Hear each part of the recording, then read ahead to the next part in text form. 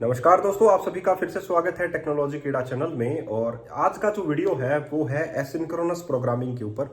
Asynchronous जो है बहुत सारे लोग नहीं जानते हैं कि एक्चुअल में हम लोग एसिंक्रोनस प्रोग्रामिंग का क्या मतलब निकालते हैं, एसिंक्रोनस होता क्या है और एक्चुअली में हम लोग इसका यूज केस जो है, रियल यूज केस जो है वो कहाँ पर देखते हैं। ASP.NET कोर हो या C# हो या कहीं पर भी हो, हम लोग एसिंक्रोनस का मतलब यहाँ पर क्या निकालते हैं, एसिंक क्या होता है, अवेट क्या होता है और यहाँ पर हम लोग क्या मतलब इसका निकालते हैं।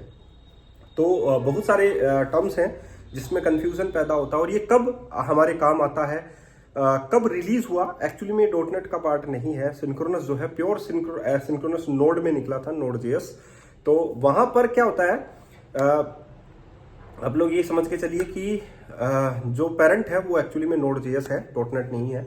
लेकिन मैं आज जो बात करूंगा वो एसिंक्रोनस की बात करूंगा। लेकिन मैं आप लोगों से एक बात बोलना चाहता हूं, लिटरली जिसको पढ़ना है, लिटरली कुछ सीखना है, लिटरली कुछ जानना है कि एक्चुअल में ये सारी प्रोसेस हम लोगों को कौन से वक्त कौन से इवेंट को कॉल करना चाहिए, कौन सा डेलीगेट कहाँ पर काम में लेना चाहिए, फंक्शंस कहाँ पर काम में लेना चाहिए, कौन से यूटिलिटी फंक्शंस हम लोगों को बनाने चाहिए, कौन से डिज़ाइन पैटर्न्स हम लोगों को कहाँ पर क्या बनाना चाहिए, ये सारा का सारा जो प्रोग्राम है वो मैं आप लोगों के लिए बनाऊंगा मेरे मेंबरशिप प्रोग्राम के अंदर। वो एडवांस लेवल का रहेगा, लेकिन मैं आप लोगों को एक जो बिगनर से स्टार्ट है मेरी मेंबरशिप और वो एडवांस लेवल तक जाएगी। अगर आप लोगों को भी मेंबरशिप ज्वाइन करना है, पहले मैं बता दूं मेंबरशिप है क्या। मेंबरशिप एक ऐसा प्लान मैंने एग्जीक्यूट कर रखा है जिसकी फीस आज 600 रुपीज़ है। और 600 रुपीज़ में आप लोगों को डॉट नेट कोर, आप लोगों को एंगुलर, आप लोगों को रेस्ट एपीआई, आप लोगों को ब्लेजर, आप लोगों को रिएक्ट, ये सभी पर कोर्सेस मिलते हैं क्योंकि ये सिमिलर हैं, आप लोगों के इसी प्रोग्रामिंग मॉड्यूल से ही सिमिलर हैं। इसीलिए मैं front end to full stack development आप लोगों को बनाना चाहता हूं। लेकिन बहुत सारी ऐसी टर्म्स हैं, फुल स्टैक डेवलपमेंट तो एक एप्लीकेशन अगर मैं इन तीनों में बना भी दूं तो वो फुल स्टैक हो जाएगा, लेकिन एक्चुअली वे मैं एक रोबस्ट एप्लीकेशन आप लोगों के लिए बनाना चाहता हूं और आप लोगों को भी बनवाना चाहता हूं कि आप एक रोबस्ट एप्लीकेशन जो है वो बनाएं। तो उसी के लिए जो है मैं हमेशा प्रिपरेशन करता रहता हूं, आप लोगों के लिए कंटेंट अच्छा बनाने की कोशिश करता हूं। तो आज का जो वीडियो है वो उसी टारगेट के ऊपर है कि हम लोगों को एसिंक जो है ये कब जो है रिलीज हुआ, क्यों काम में लिया जाए, इन सभी चीज़ों के लिए हम लोग आज बात करेंगे एसिंक्रोनस प्रोग्रामिंग के बारे में। एसिंक्रोनस प्रोग्रामिंग का मतलब ये होता है, जैसे मान लीजिए आप लोगों को एक यूआई कंपोनेंट है। यूआई कंपोनेंट का मतलब यू आप लोगों के सामने आप लोगों को दिखाई दे रहा है, ठीक है। या आप लोग ऐसा भी समझ सकते हैं, जैसे कि मान लीजिए आप लोगों के पास, आप कॉपी कर रहे हैं विंडोज से, ठीक है, और उसके बाद में पेस्ट कर रहे हैं किसी दूसरे लोकेशन के ऊपर या आपकी हार्ड ड्राइव के अंदर। तो वो क्या करता है कि वहां पर आप लोगों से 200 डेटा जो है, जैसे आप लोगों के पास आपने 200 डेटा जो है, फोल्डर्स जो है या फाइल्स जो है कॉपी की और आप लोग किसी दूसरे लोकेशन के ऊपर उस चीज को पेस्ट कर रहे हैं। तो आप लोगों को वो एक डायलॉग बॉक्स ओपन करके देता है, उसमें एक प्रोग्रेस बार होती है, उसमें कुछ नंबर्स होते हैं, जैसे कि कहाँ से सोर्स होता है, कहाँ पर आप लोगों का पाथ है, कितने नंबर परसेंटेज आप लोगों के कॉपी हो चुके हैं।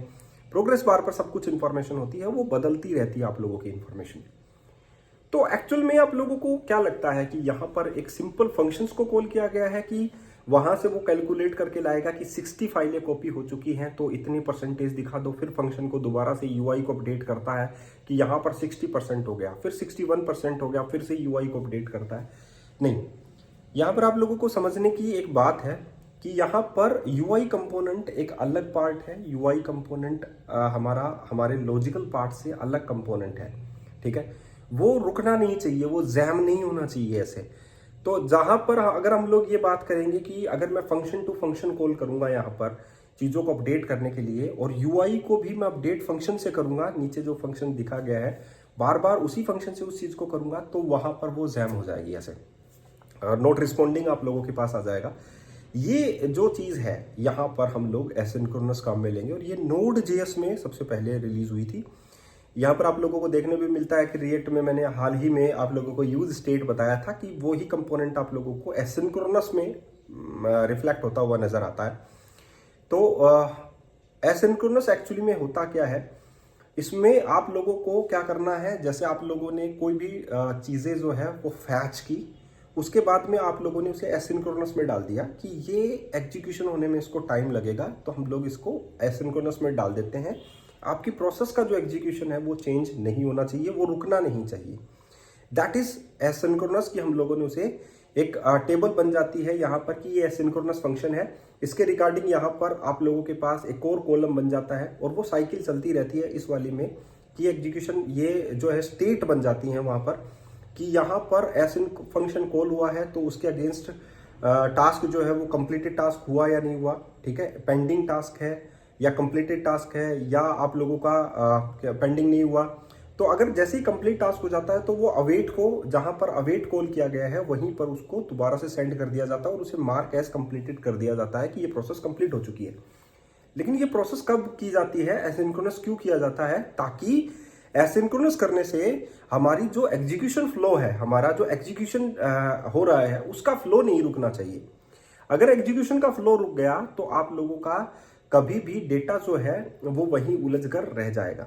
आप लोगों ने भी देखा होगा कि जैसे कि हम लोग मेल लिखते हैं तो मेल लिखने का मतलब ये है कि हम लोगों ने मेल लिखा तो हम लोग प्रोसेस को अटैचमेंट कर रहे हैं। तो अटैचमेंट एक प्रोसेस है जो अटैच करेगी फाइल्स को हमारे कंप्यूटर से।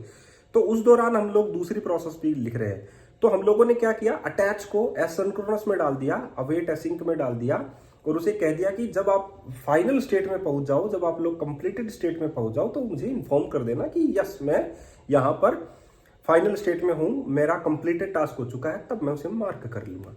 तो उससे आप लोगों का जो एग्जीक्यूशन जो प्रोसेस है वो कभी भी नहीं रुकेगी, ठीक है। ये सारी चीजें जो है एसिंक्रोनस और अवेट में होती हैं। अवेट जरूरी है, अगर आप लोगों ने अवेट नहीं लगाया तो आप लोगों का जो साइकिल है वो एग्जीक्यूशन करता रहेगा उस चीज का, वो एग्जीक्यूशन होकर निकल भी जाएगा, लेकिन जो कॉल किया है जिसने उस इंडेक्स को वो वहां पर नहीं जाएगा। तो अवेट जो है अगर आपने नहीं लगाया तो वो कभी भी रिजल्ट जो है वो रिटर्न नहीं करेगा, रिजल्ट कभी भी आप लोगों के पास नहीं आएगा, आप लोग ये कह सकते हैं। तो आप लोगों को सीधा सा मतलब समझ में आ गया कि एसिंक्रोनस होता क्या है, कब हम लोग काम में लेते हैं। अगर हम लोगों को ये लगता है कि हम लोगों को यहाँ पर यूआई कंपोनेंट को बदलना है, ठीक है, यूआई कंपोनेंट में चेंज करना है, तो हम लोग यहाँ पर क्या काम में लेंगे, एसिंक्रोनस काम में लेंगे कि हम लोगों को लॉजिकल फंक्शन से यूआई को अपडेट नहीं करना है। यूआई अपडेशन का जो काम है वो अलग है, हमारा लॉजिकल फंक्शंस का काम अलग है।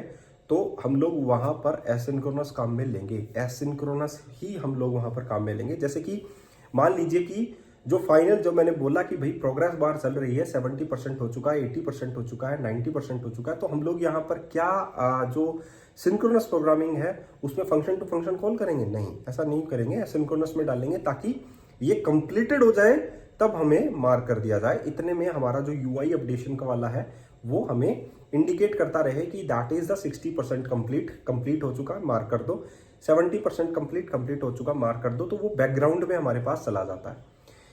एंटिटी फ्रेमवर्क कोर में भी कुछ फंक्शंस जो हैं हमारे, जैसे कि ऐड एसिंक है, आप लोगों के पास होता है, सेव चेंजेस एसिंक है, उसमें मार्क होता है कि ये सेव चेंजेस एसिंक का मतलब है एसिंक्रोनस प्रोग्रामिंग है, वो उसे सेव चेंजेस करने जाएगा, उसमें टाइम लगेगा, प्रोसेस होगा, इस इन बिटवीन तुम्हारा एग्जीक्यूशन जो है वो बदलना नहीं चाहिए, वो रुकना नहीं चाहिए। दैट इज द एसिंक्रोनस, वो एसिंक्रोनस है तुम्हारा, जो एग्जीक्यूशन का जो फ्लो है वो रुकना नहीं चाहिए, दैट इज एसिंक्रोनस, ठीक है।